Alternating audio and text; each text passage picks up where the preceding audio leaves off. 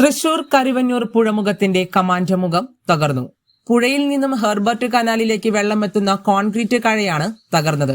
ചേർപ്പ്, ചാഴൂർ പഞ്ചായത്ത് പ്രസിഡന്റുമാരുടെ നേതൃത്വത്തിൽ ജനപ്രതിനിധികൾ, പോലീസ്, നാട്ടുകാർ എന്നിവർ നോക്കി നിൽക്കെയായിരുന്നു കഴ തകർന്നത്. കഴ തകർന്നതോടെ വലിയൊരു പ്രദേശം വെള്ളക്കെട്ടിൽ ആകുമെന്ന ഭീതിയിലാണ് നാട്ടുകാർ.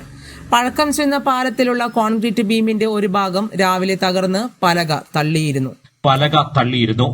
കഴ പൂർണ്ണമായി തകർന്നതോടെ പുഴയിൽ നിന്നുള്ള വെള്ളം ജനവാസ കേന്ദ്രങ്ങളിലേക്ക് ശക്തമായി ഒഴുകുകയാണ്.